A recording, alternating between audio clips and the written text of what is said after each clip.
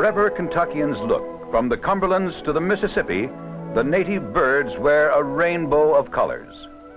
There are the blue jay's brilliant hues, and the flashing Baltimore oriole offering his melodious song. Kentucky's state bird, the cardinal, is there, with the somber mourning dove in soft pastels. From the pure white of the common egret, the rainbow ranges to this rascal's jet black. A Bob White's raiment reflects the earth's warm colors. The ruby-throated hummingbird is the flashing midget, while the male wood duck, as if unable to make up his mind, struts in all the rainbow's colors.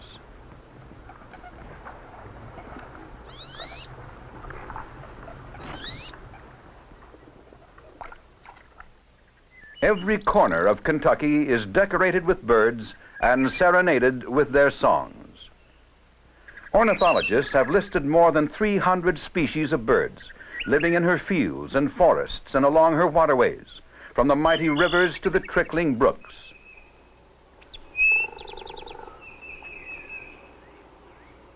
Many birds from this colorful feathered treasure chest willingly accept invitations to live close to our homes, hang a nest box for the house wren, then let her solve her own problems. Inspired by background music from her mate. The house wren, not even recorded in Wilderness, Kentucky by the famed John James Audubon, prospered after the white man's arrival, as did some other birds, including the purple martins in their high-rise apartments. Barn swallows, back from winter vacations, nest in the company of horses and cattle. Favorites everywhere, bluebirds will welcome nesting boxes such as these designed by Bill Duncan of Louisville. Inside dimensions are 5 by 5 by 7.5 inches deep. Drill a 1.5-inch entrance hole and install a peg for a perch. Hang the box 5 to 8 feet high, facing east or south. In winter, food such as suet draws Carolina wrens and many other birds closer to man's dwellings. Sunflower seeds are favored by many, among them the rare evening grosbeak that sometimes comes south from Canada to winter in Kentucky's friendly climate.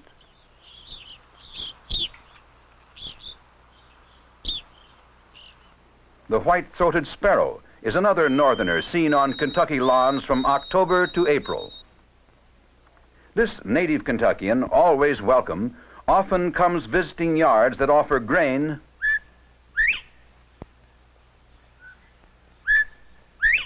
and water.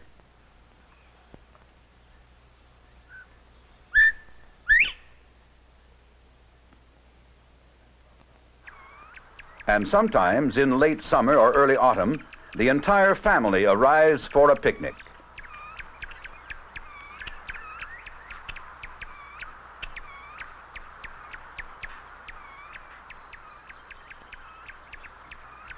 These youngsters will be full-sized well ahead of autumn's open season. Modern living has brought the trusting summer tanager delicacies his ancestors never knew. Donuts for breakfast. These brilliant birds nest around city homes and may fight futile battles with their red images in picture windows. Hummingbirds, smallest of all Kentucky birds, will also come to eat from the hand at summer feeding stations. Because of their taste for sweets, sugar water brings them back time after time.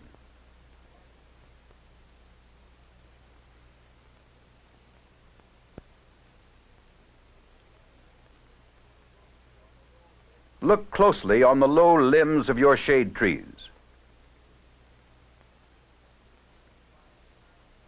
You may find the tiny cup-shaped nest fashioned from down, lichens, and spider webs. Here she incubates her pair of pea-sized eggs.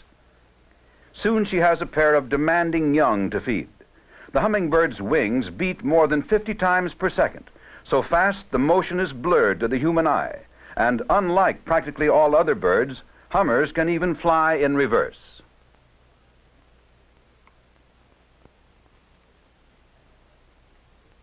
Everybody, including this flicker, has his own little trick. Fly backwards? Who cares? Can the hummingbird hang on the side of a tree? This well-groomed dandy is the cedar waxwing. Flocks of them may be attracted by planting such foods as multiflora rose. While the rose hips attract the waxwings, the well-cared-for bushes also serve as farm fences and nesting cover for other birds.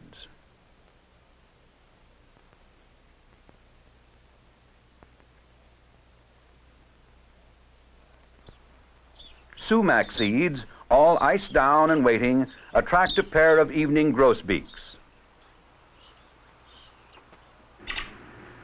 Yards with evergreens appeal to the white-winged crossbill. Their unusual crossed mandibles are excellent tools for prying hemlock cones open. These rare winter visitors from the far north also eat the fruits of the sweet gum.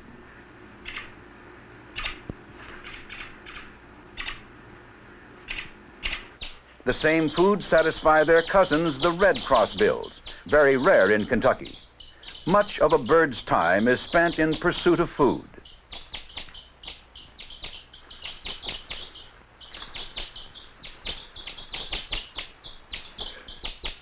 In summer months, the search for food is often in behalf of the young. Back from a fruitful hunting trip, this male cardinal brings lunch to the hungry fledglings. The male is the brightest red, year-round, in Kentucky's feathered rainbow.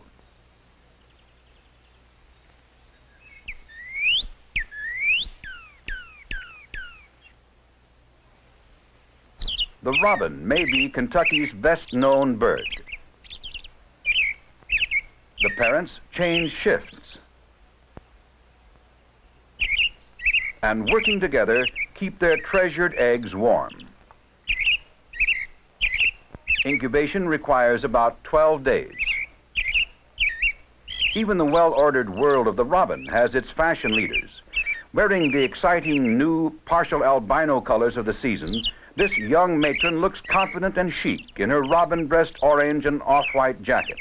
Just the thing for a lacy nursery decorated with a rose petal motif. The polka dot breast and the chocolate-colored back are the marks of the common wood thrush. They nest in thickets in both country and city. By mid-April, they return to Kentucky. They raise their young on insects, to which they are welcome.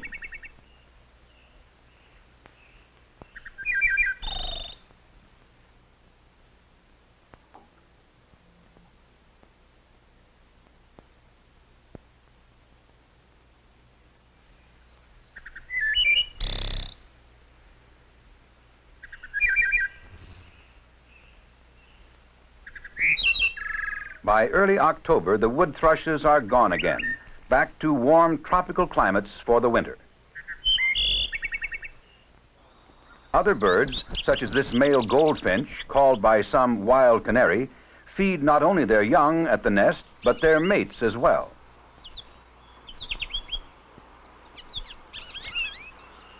But her sedentary existence ends soon enough. With 4 hungry mouths to feed, there's little rest for the parent birds. Hungry John in front there may as well leave the table. Nobody passes anything.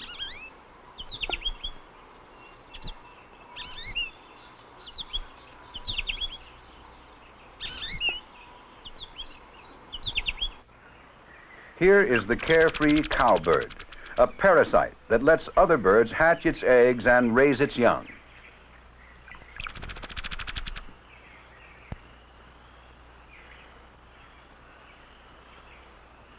Never trust a cowbird.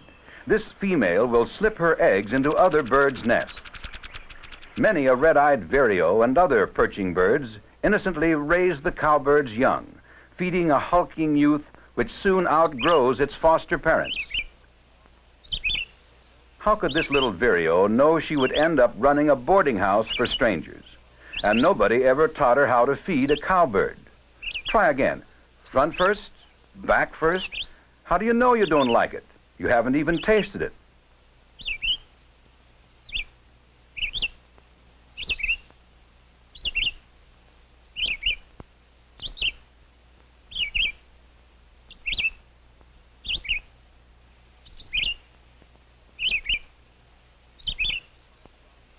Maybe if I stop and stretch a moment.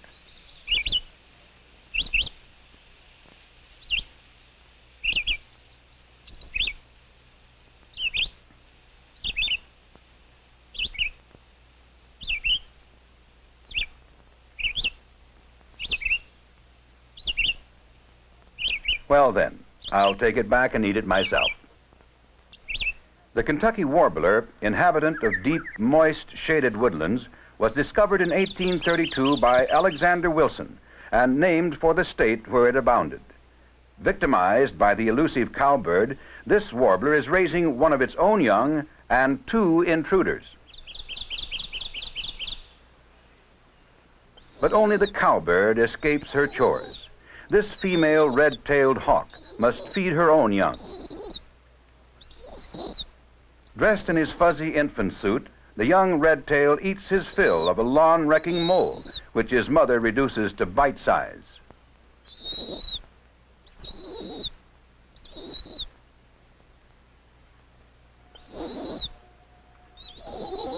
And once his hunger is satisfied, pauses to rest. Nearly all Kentucky hawks and owls are protected by law. The red-tail on its favorite hunting perch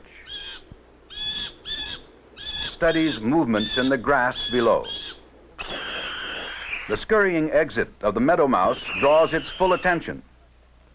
Kentucky's magnificent strong-flying birds of prey, hawks, eagles, and owls, too often are victims of unreasoning prejudice. These vital links in the wildlife community deserve protection from everyone.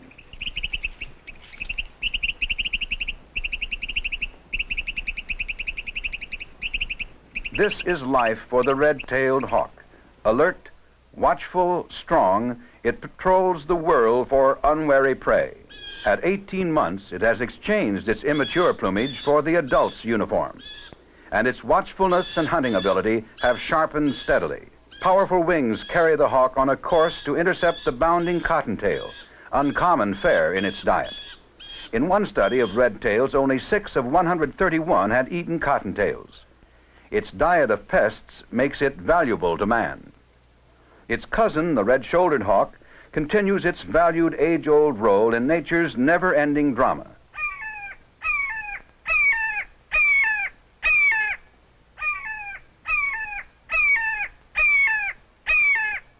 Among its foods are insects, frogs, small mammals, birds, and snakes up to 3 feet long.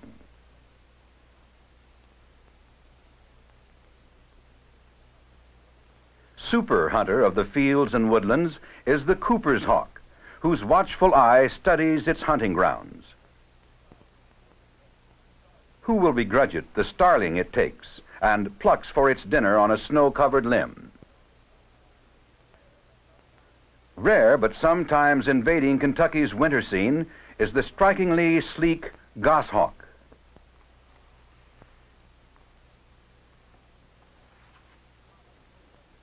Common in Kentucky fields is the rodent-consuming marsh hawk. The male's color is a pearl gray, while the female wears somber brown. In flight, you can recognize a marsh hawk by the white patch at the base of the tail. Research reveals that more than 75% of the marsh hawk's diet is field mice. Smallest of the falcons is the sparrowhawk. They live the year around in all parts of Kentucky. Once this nestling can fly, it will provide its own lunch. Grasshoppers to go, please.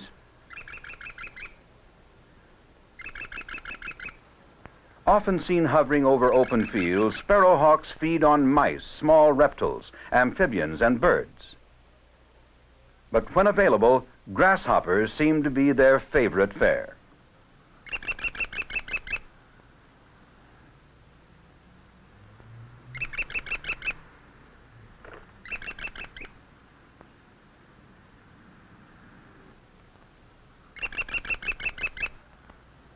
The dashing, sharp-eyed pigeon hawk is a rare visitor, most likely seen in fall.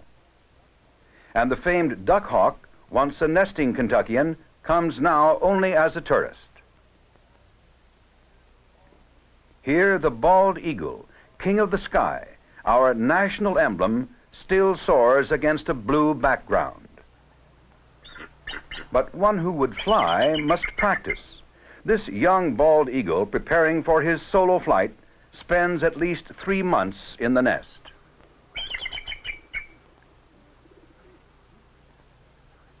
Ancestors of this visiting adult golden eagle may have nested in Kentucky.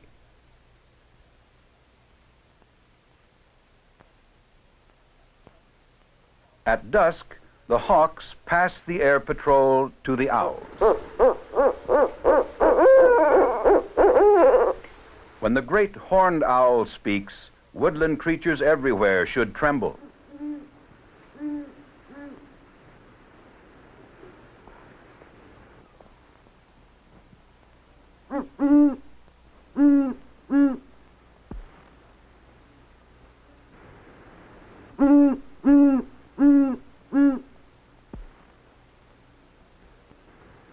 Their hooting is most often heard in winter.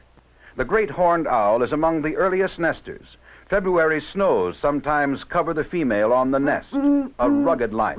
No wonder they refuse to smile for the camera.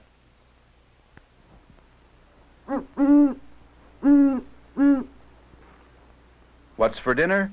Flying squirrel.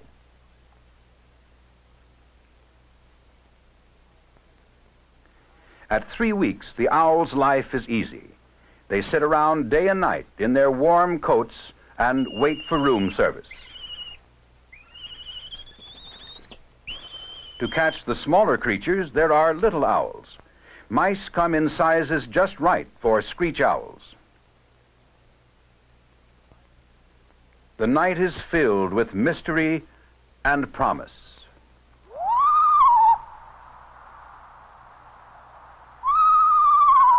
And for dessert, June bugs. The barred owl, common in Kentucky woodlands, talks long and loud.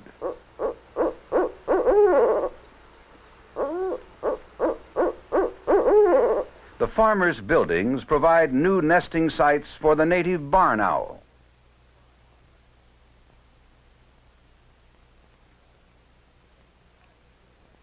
Mice should hate barn owls because in the world of birds they have no greater enemies. The farmer counts himself lucky to have this tenant family in his barn. No matter how many mice they are fed, the young barn owls seem always to want more.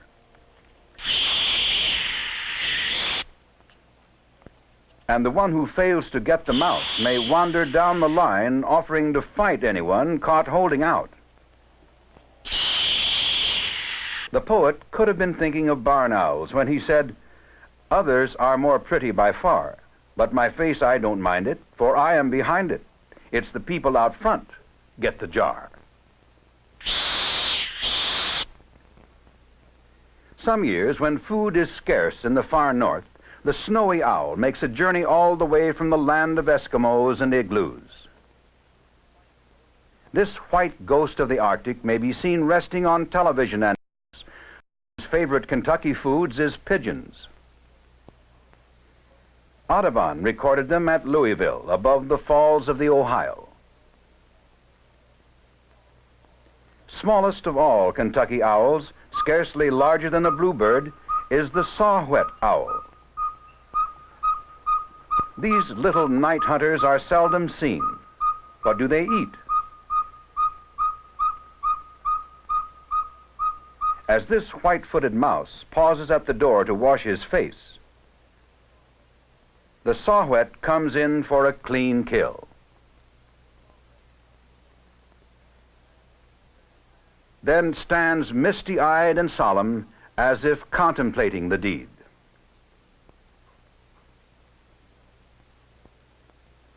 The open fields have their bird citizens, including the common meadowlark.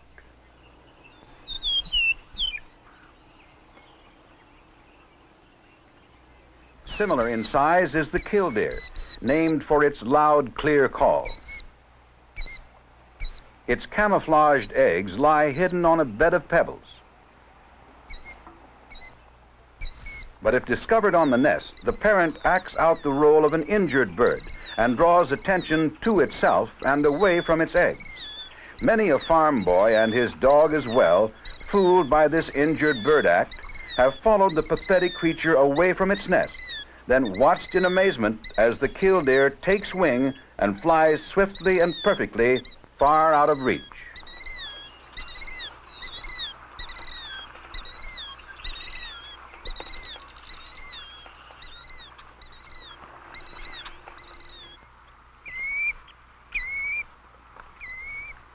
The woodcock, citizen of the wetlands, is among the earliest of Kentucky's birds to begin nesting. Its aerial courtship dance comes in February. Nesting is underway in March. With eyes set far back, it sees all around.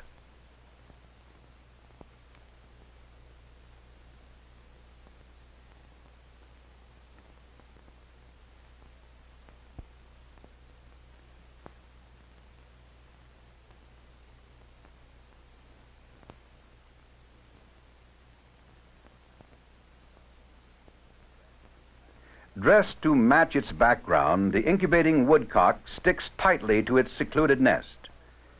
Wild birds should be left undisturbed. The average clutch has 4 eggs.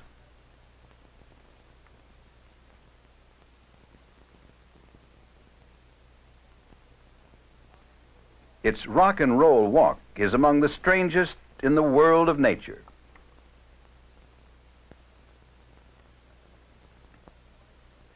The migrant greater and lesser yellowlegs wade in the shallows and patrol the mudflats for their food. From where it nests on the Arctic tundra, the golden plover migrates to South America, often stopping over for a Kentucky rest. Another visitor from the tundra is the northern phalarope.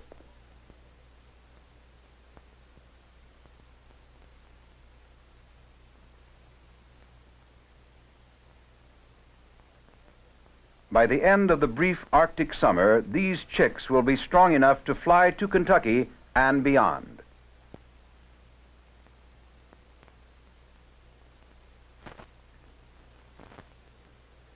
Numerous birds seek no distant shores, but are content with Kentucky living the year around. Among the favorites are the bob whites, who nest in the farmers' fields, sing from the fence posts, and bathe in a manner that should appeal to small boys everywhere. Robins take their bath in water and can reach across the top of a wing to scratch.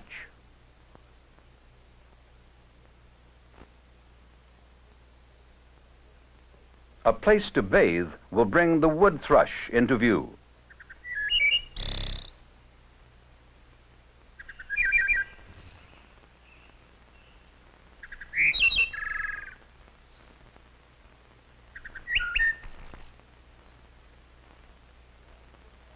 And the wood duck is never far from its bathtub.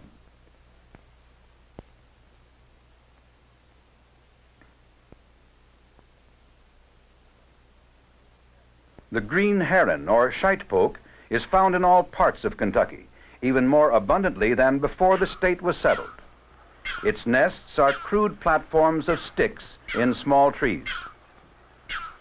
A nourishing diet of aquatic insects, small fishes, snails, frogs, and tadpoles keep the young growing rapidly. The food is stored by the parent and fed by regurgitation.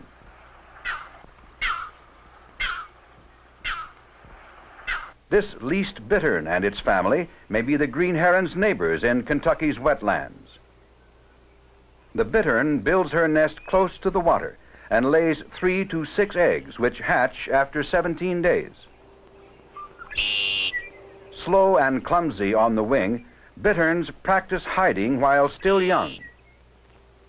This primitive fish-eating water bird, the pied-billed grebe, raises its family on a floating nest, her own homemade houseboat. The dashing red-winged blackbirds are also at home in the marsh, where they serenade everybody. Kentucky's roster of waterfowl lists at least 30 species of ducks, geese, and swans. Assembled here are the black duck, bald-pate, and mallard, familiar to duck hunters everywhere. And the large, graceful pintail joins the black duck and bald-pate for a portrait.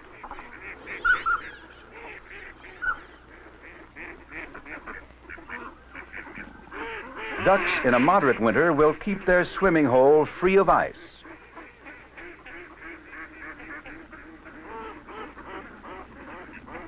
The canvasback may stop on the big lakes in the blustery weather of early winter. And one place the redhead is sometimes seen is on the Ohio River near Louisville.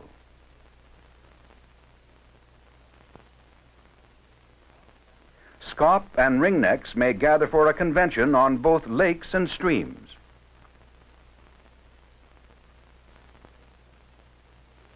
To the wood duck, Kentucky is home the year around. Members of this brood were hatched in the hollow limb of a sycamore tree above the lake, from which they tumbled recklessly to join their mother. And a brood of Kentucky-born blue-winged teal convoys through the marshes. Overhead, above lakes and streams, the herring gull displays its aerial skills. In Kentucky, they're most often seen in winter. And the common tern may be seen along Kentucky waterways during spring and fall migration. All of these and more are brilliant fragments of the spectrum. Kentucky's rainbow of feathers. The dapper cedar waxwing. Serene wood thrush. And the Kentucky warbler.